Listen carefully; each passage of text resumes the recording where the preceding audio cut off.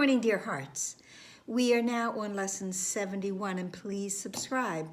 Today's lesson is only God's plan for salvation will work. Now, yesterday's lesson was my salvation comes from me.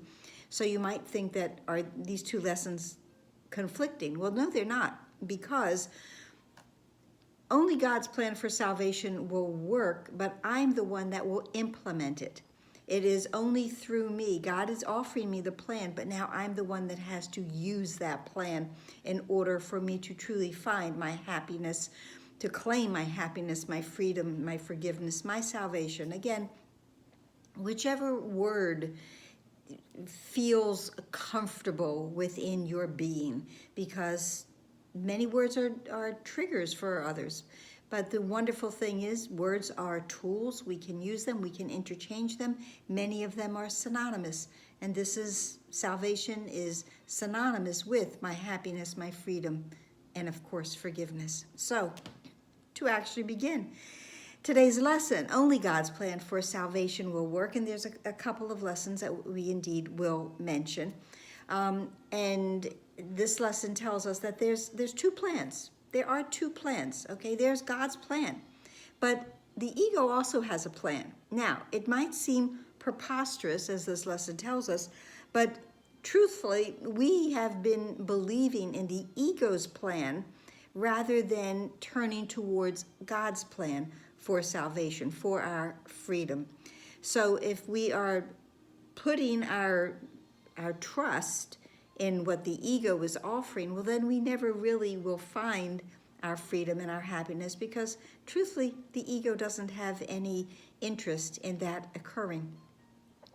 So the lesson tells us that we may not even realize that, but indeed we have been obeying, following the ego's plan. It says, this sounds preposterous, of course, yet after we have considered just what the ego's plan is, perhaps you will realize that however preposterous it may be, you do believe in it. So the ego's plan for salvation centers around holding grievances. It maintains that if someone else spoke to you differently, or if some external circumstance or event were changed, you would be saved. Thus, the source for salvation, for your happiness, is constantly perceived outside yourself. And each grievance that you hold is a declaration and an assertion in which you believe that says, if this were different, I would be saved. I would be happy. But, of course, nothing outside ourselves is real, and we do not have the ability to change anything outside of ourselves.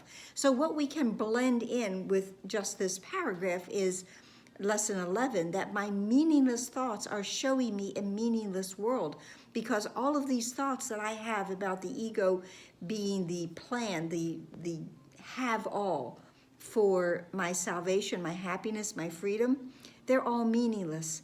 And what those thoughts about the ego will show me is only a meaningless world, not a world that has been saved, that is indeed happy. And then the last part of paragraph 2 says, the change of mind necessary for salvation is thus demanded of everyone and everything except yourself. It's out there, it's out there. But no, as we learned yesterday in that wonderful line, it means that nothing outside yourself can save you, nothing outside yourself can give you peace, but also means nothing outside yourself can hurt you or disturb your peace in any way. So looking out there for your happiness, your freedom, your salvation is never going to work, because there isn't anything there. So then this lesson, 71, goes on to say that, we keep hoping, though. Even though it's never worked, it hasn't worked up to now, we're still having a hope, because this is the insane plan of the ego, that it says, well, maybe this time. Well, maybe this time it will be different. And it says this hope has always failed, yet is still grounds for hope in other places and in other things. Another person, another one, someone else will serve better. Another situation will yet offer success. And yet we know that will not happen, because the ego has a mantra. The ego's modus operandi is seek, but do not find. And that is what will happen if we try to follow the ego's plan for salvation. We will seek, we will look, we will try, but we will not find. However, good news, there is a plan that promises us success. God's plan for salvation works simply because by following his direction, you seek for salvation, your happiness where it is. If you are to succeed, and God promises you will, and God keeps his promises, you must be willing to seek there only.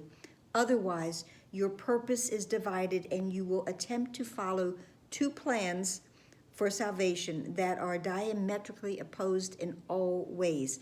It's another way of saying we'll try to serve two masters, and we can never serve two masters. It is always, we have to pick one.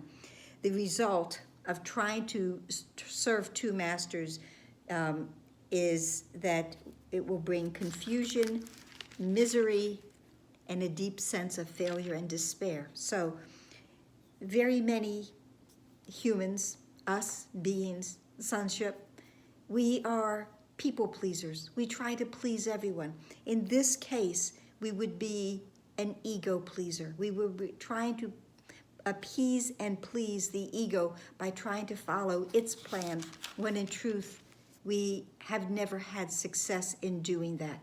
So the lesson goes on to tell us, and how can you escape all of this? Very simply, the idea for today is the answer. Only God's plan for salvation will work.